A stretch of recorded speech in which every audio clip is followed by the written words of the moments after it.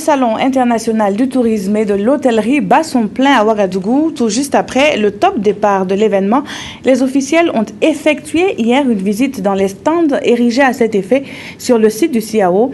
Les promoteurs n'ont pas manqué d'ingéniosité pour éblouir les visiteurs d'un après-midi. Estelle Judith Assogba. À cette 10e édition du Salon international du tourisme et de l'hôtellerie CITO, 2 pavillons abritent les stands d'exposition. Le pavillon des régions et métiers connexes et celui des professionnels du tourisme et de l'hôtellerie. C'est le Premier ministre Béon Luc Adolphe Tiao qui a procédé à l'ouverture officielle de ces locaux où sont logés 150 stands.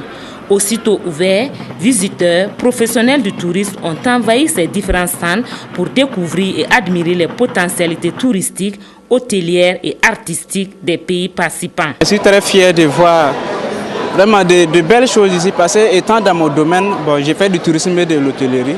Étant dans mon domaine, vraiment, je suis fier de voir que vraiment le Burkina Faso a vraiment des richesses. Dans le domaine de l'hôtellerie, chaque pays est venu montrer son savoir et son savoir-faire en vue de conquérir davantage la clientèle. Les pays hôtes participent avec un nombre élevé d'hôtels. Nous sommes venus pour montrer ce qu'on a comme produit au sein de l'hôtel et plus précisément la connexion Internet qui est primordiale. Nous avons 3 types de connexion, la connexion câblée, la DSL, et la connexion Wi-Fi VSAT directement et également la connexion Wi-Fi à travers l'Onatel. Le Niger, par exemple, est l'un des doyens en matière de participation. À cette 10e édition, il est présent avec des objectifs bien précis. Le site aujourd'hui, 10 ans. Et le Niger a répondu 10 ans de suite à l'invitation. D'abord, pour marquer notre solidarité pour l'esprit de l'intégration africaine sur le plan touristique et apporter surtout notre contribution au processus d'édification d'une destination touristique ouest-africaine qui soit sûre et compétitive. La Côte d'Ivoire, quant à elle, est venue parler de l'agrotourisme à ce salon. La Côte d'Ivoire est le premier producteur mondial de cacao. Alors nous avons voulu mettre l'accent sur la cacaoculture en Côte d'Ivoire.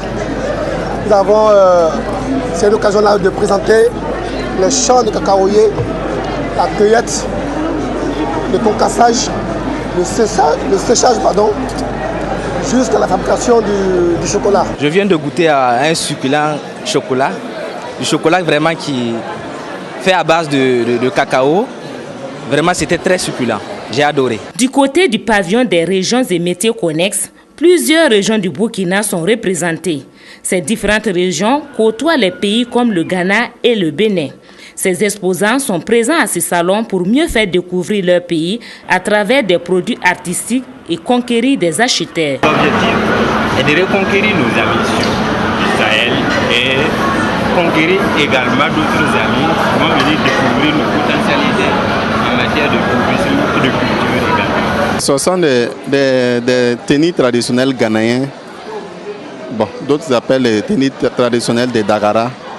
Mais ça, c'est chez nous, au Oua, on fait ça au Ghana là-bas aussi. Ça aussi, c'est notre tenue traditionnelle là-bas. On veut que les gens n'ont qu'à venir beaucoup pour venir visiter, voir, et payer aussi. Les stands sont ouverts aux visiteurs tous les jours de 8h à 20h jusqu'au dimanche prochain.